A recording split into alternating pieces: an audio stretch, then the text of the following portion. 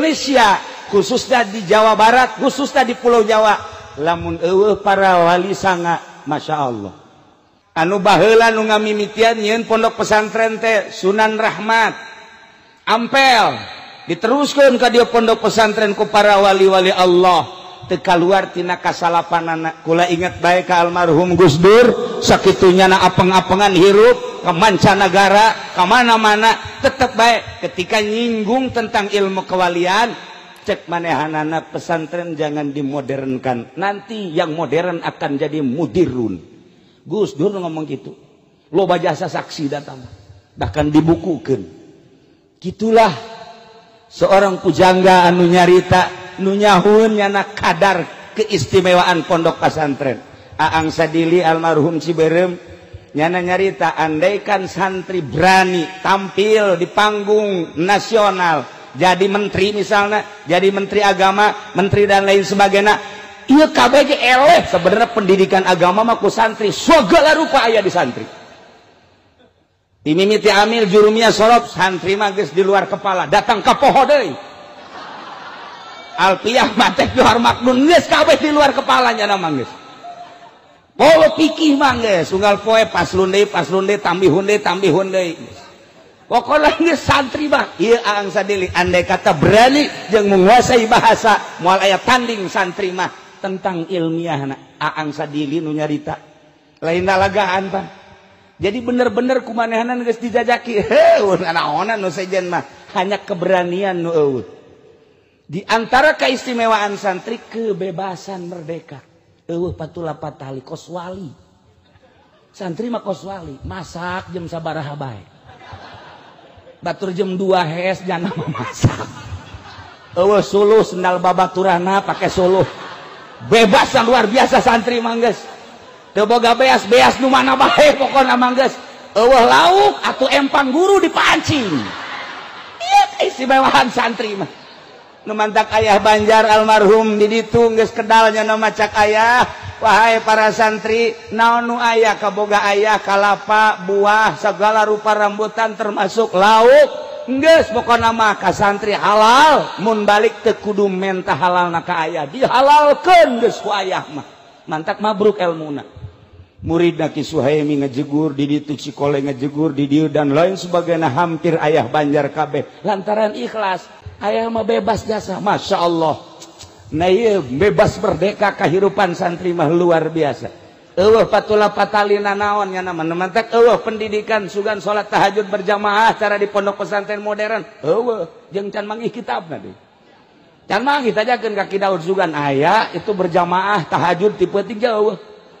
Eueuh urang macaan kitab mamana ge kunaon di pondok pesantren modern aya tahajud berjamaah. Jieun deui coba kitabna ka dieu ku aing dibaca. Kayaknya bener apa henteu sia ngadalilna. Kunaon di pondok pesantren modern tahajud berjamaah, tapi kajeun eta nyana mah pendidikan sabodonyana tahajud diberjamaahkeun. Balik boro-boro tahajud salat nu 5 jam teu. Tapi pondok pesantren salafi kurang pati ibadah. Di pondokna luca leceh. Bangun teu mireung teh dibaca kitab tapi ngalaksanakeun henteu.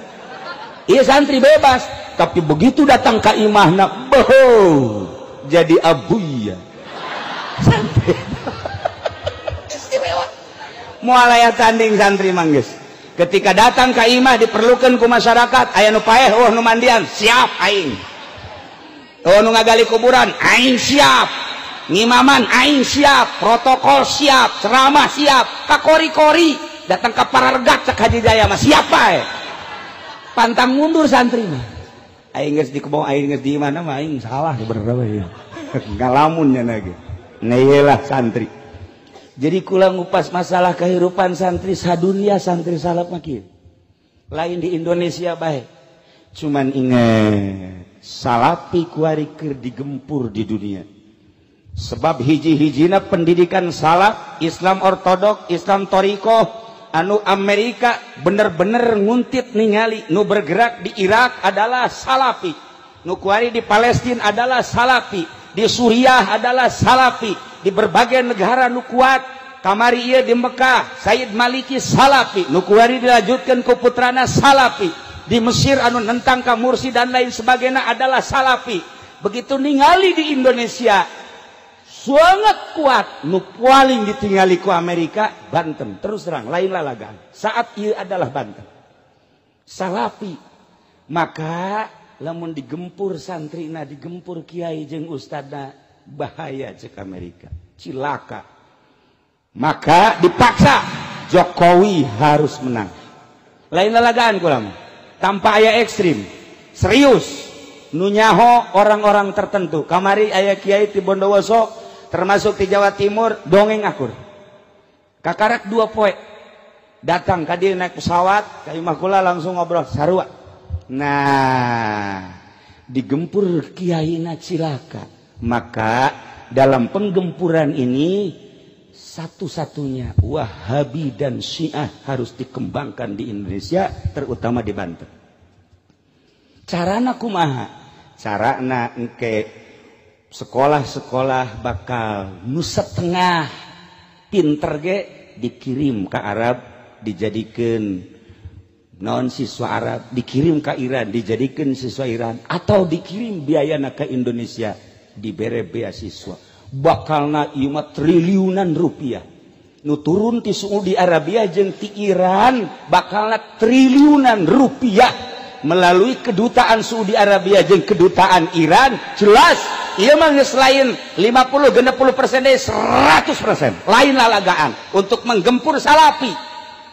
Ieu bakalna engke Banten terutama dana ti Saudi Arabia jeung ti Iran luar biasa untuk mensyiahkan dan mengwahabikan Banten terutama, khususnya umumna Pulau Jawa. Moal kebal deui bakal urang ngadenge selenting lalaunan jangka waktu 10 tahun nyana kudu berhasil Wahabi dan Syiah. Sebab lamun teu Wahabi jeung Syiah tetep salafi mah deuk kumaha ge ngalawan mah. Anu dianggap ngalawan karena perjuangan kristenisasi. Ieu adalah pondok pesantren salafi nu paling loba ternyata Banten. Dibanding Jawa Timur, Jawa Tengah jeung Banten ka dieu ternyata paling loba pondok salafi Banten. Cek ulama salah nganilai. Meureun nyana nganilaina asal aya pondok bae nyaho aya santriannya Asal aya pondok oh ieu salafi, asal aya pondok oh ieu salafi. Padahal santrina mah eueuh. Jadi berarti nyana ge min jumlati minal katipin sebenarnya mah. Katipu nyana ge. Tapi lain gitu, Amerika teu sembarangan. Lain leutik nyana, lain bodoh, istimewa dalam penelitian anu luar biasa. Perlu dicatat dan digarisbawahi, itulah salah satu keberhasilan Amerika anu mengangkat Jokowi. Ialah nu bakal mengkristenisasikan melalui wahabinisasi jeung Syiah. Engke bakal karasa triliunan rupiah bakal. Kamari aya kiai 2 memehna saminggu datang deui kiai di Jawa Timur jeung aya desa babaraha kiai nu datang ka kula bagaimana kita ke depan. Cucu daripada Kiai Khalil Bangkalan ilu mingguan kemudian ngobrol nyana nyaritakeun bagaimana kiai ke depan. Rencana ini kan sudah jelas akan dibuka besar-besaran. Kula tetep ngajawab bari seuri. Tenang cekul. Padahal hati menteh. Tenang. Keur beuting eta saksina, ieu saksi. Tenang cekul. Kenapa sih Pak Kiai tenang am? Enggak usah takut. Kita punya sejarah. Muhammadiyah mewahabikan Indonesia tidak berhasil. Persis untuk mewahabikan Indonesia ngan utek-utekan di Garut yang di Bandung bae. Sakitu bae Bandung Garut. Geus sakitu. Geh, lah sabaraha persen. Lumpat ka dieu aya Persis kuari di dia di Cisoka. Aya Muhammadiyah di Cisoka, tetep bae moal bisa. Ieu tolak ukur teu bisa berkembang Muhammadiyah. Menes kurang kumaha leuwih awal.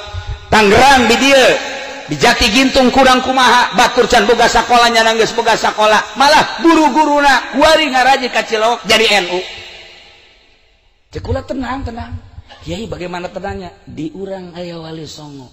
Wali teu maot. Nu mantak santri zarah ka ditu bari tilok puasa ge. Dan nu penting zarah bae. nyana hayang seperti Tajikistan, hayang seperti Uzbekistan, hayang seperti Afghanistan. Di Uzbekistan didinya aya kuburan An-Naqsabandi, Syihabuddin An-Naqsabandi, Bahauddin An-Naqsabandi, Alauddin An-Naqsabandi, kuburana di Tajikistan. Eta di ditu 100% umatna Islam, wargana Islam 100%, tapi eueuh nu salat hiji-hiji aja, eueuh masjid hiji-hiji aja.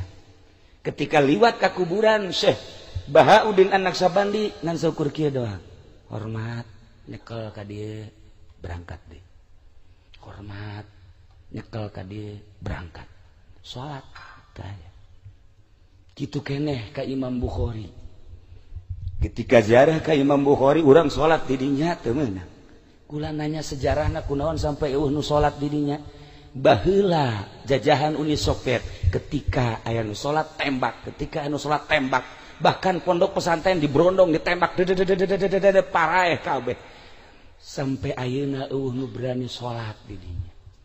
Dibuka lebar-lebar ku ari beusi deuk ziarah ka ditu nyana sangat senang, tapi hiji cak nyana ulah salat. Deuk ziarah mah babacaan los, baca Quran los, duk sahayuna, tapi salat ulah kunaon? Sebab masih keneh rawan penembakan bagi nu salat. Masya Allah. Ketika neuleuh di Indonesia, ya Allah deuk salat bae ge los. Di Indonesia mah aya nu teu eureun-eureun salat bae, datang ka ieu na baratus. Oh, masalah di Indonesia mah. Ieu keistimewaan Indonesia nu mantap kamari datang tamu orang Palestina, nyana ka Indonesia. Ka imah kula kemudian ngobrol cak nyana Indonesia mah surga. Deuk kumaha ge ya Allah ya Rabbi. Bulan ieu geus aya deui orang Palestina nu datang ka imah. Kula ge kaget aya tamu orang Palestina nyaritakeun tentang surga Indonesia. Deuk kumaha ge. Kula kunjungan ka Yordan, hese salat di Yordan. Teu ngadenge azan di Yordan. Mesir nu sakitu luar biasa disebut Mesir kuno. Masya Allah kotor anu luar biasa. Teu ngadenge suara azan. Masjid dikunci lain waktu nama. Urang dek ziarah ke kuburan Ki Bilal teu meunang, sedangkan kuburanana aya di juru masjid, masjidna dikunci. Ke dibuka zuhur. Saat eta kami datang jam 8, maksudna bari ziarah bari salat duha teu meunang cek cenah ke bae zuhur karak dibuka. Masjid aya waktu-waktuna. Di Indonesia nu nganjang balik nganjang hees di masjid. Bae geus pokona mah dicaringin di dieu santri gupakna di masjid bae. Ai salat mah teu can puguh nya lagi sarua. Nu jelas di masjid bebas. Nah iyalah para jamaah kaum muslimin wal muslimat rahimakumullah, satu perlu digarisbawahi bahwa serangan pertama ke Indonesia khususnya Pulau Jawa, khusus adalah Banten, ialah tentang Syiah jeung tentang Wahabi melalui Saudi Arabia jeung melalui Iran. Ulah kaget engke lamun Iran nyuguhkeun mubalig anu gratis, nyuguhkeun kori nu gratis, bahkan disumbang dan lain sebagainya, menyusup terus, terutama melalui pendidikan formal heula selama 10 tahun melalui pendidikan SMA, kemudian ka ditu kuliah, diharapkan 10 tahun geus manehanana ngabogaan kadar-kadar Syiah jeung kadar Wahabi anu memang etalah dicekel ku Amerika. Iyalah nu perlu digarisbawahi, hati-hati ieu Syiah. Tetapi kula tetap ngajawab, enggak usah bingung, di urang aya wali sanga, wali tidak mati. Senajan kukumaha ge nyana nu bergerak. Urang lamun eueuh wali di Banten, wallahu alam. Wallahu alam.